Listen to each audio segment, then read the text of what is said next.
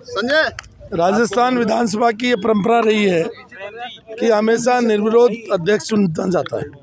आज श्रद्धेय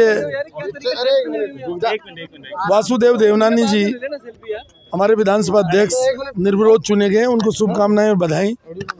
आज उनको शुभकामनाएं देते हुए मैंने एक सुझाव आग्रह के रूप में किया है कि उनको एक कमेटी बना करके जो हिंदुस्तान की अन्य विधानसभाएं जिनमें अच्छी परंपराएं हैं, उन परंपराओं का अध्ययन करके और एक नए सिरे से हाउस में नई शुरुआत करनी चाहिए।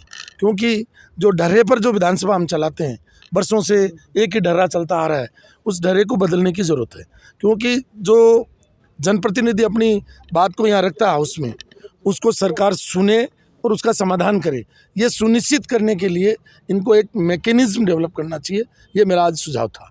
वैसे छोटे दलों को ज़्यादा समय देने की भी बात मैंने ये भी कहा कि हाँ पक्ष और ना पक्ष दो एक तरीके से पक्षों को समय का आवंटन हो जाता है, लेकिन उसके बाद में भी बहुत सारे सदस्य ऐसे हैं, या तो अपने दल से एक चुन के आया, या जैसे 8 निर्दलीय चुन के आए, या छोटे दल हैं उनके 3 विधायक चुन करके आए हैं, तो आरएलडी के 1 विधायक चुन के आए, आरएलपी का 1 विधायक चुन के आए, तो उनको उनकी विधानसभा के प्रोपोर्शनेट में सबको समय मिलना चाहिए।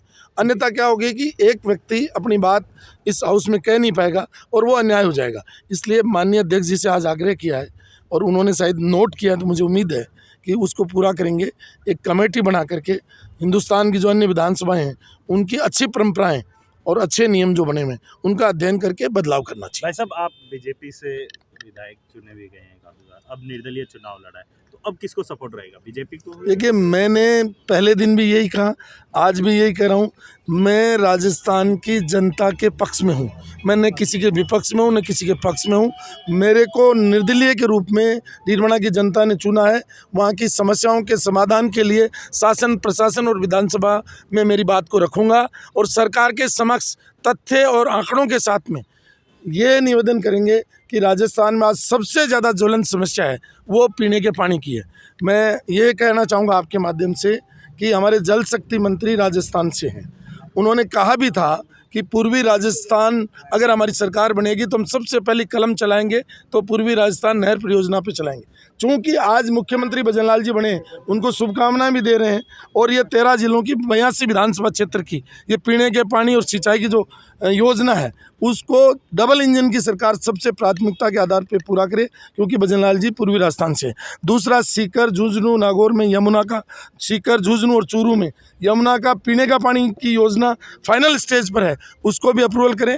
और इंदिरा गांधी नहर परियोजना जो हमारे पीने के पानी की योजना है, जल शक्ति मंत्री जी से, मुख्यमंत्री जी से आग्रह है कि डबल इंजन की सरकार जो विशेष रूप से गंगानगर, हनुमानगढ़, चूरू, नागौर, बीकानेर, जोधपुर, बाड़मेर और जैसलमेर इसमें पीने का पानी जाता है, उस समस्या का स्थायी समाधान करें। और नर्मदा जिसमें हमारा जालौर सिरोही का पानी है, चूँकि माननीय प्रधानमंत्री जी विराज हैं, तो इनको अगर प्रायोरिटी पर लेगी सरकार तो राजस्थान में समाधान होगा। अन्यथा सरकारें आती रहती हैं, जाती रहती हैं, हम भी मंत्री रहे, हमारी भी सरकारें रही, सरकार में रहे, लेकिन जनता की आवश्यकता पीने के पानी की है, उसका समाधान समुचित रूप से और समग्र रूप से हो।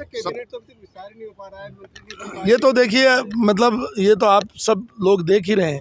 मेरा तो आग्रह है, क्योंकि अब हम निर्दलीय हैं और हम तो आग्रह ही कर सकते हैं कि राजस्थान की जनता बहुत बेताब है, क्योंकि वो ये खुद ही कहते थे भारतीय जनता पार्टी के सेंट्रल लीडरशिप और स्टेट लीडरशिप ये कुशासन है। जब कुशासन से छुटकारा मिल गया तो उसको रिलीफ भी दीजिए, तो रिलीफ के रास्ते निकालिए। जब आपका कैबिनेट विस्तार होगा, जब भी आगे बात बढ़ेगी, तो हमारा आग्रह है कि जल्दी से जल्दी काम शुरू करे नई सरकार। भाई साहब, अभी थोड़ी देर पहले एक अज्ञात युवक द्वारा जूता फेंका गया अंदर, कहीं ना कहीं सुरक्षा में चूक का मामला सामने आया, क्या कहेंगे?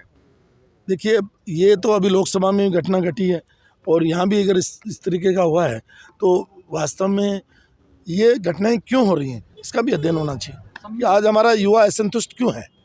तो युवाओं को आज रोज़गार नहीं मिल रहा है, युवा बड़ा परेशान है, उसकी परेशानी कैसे दूर हो। खाली भाषणों से तो उनका पेट भरने वाला नहीं।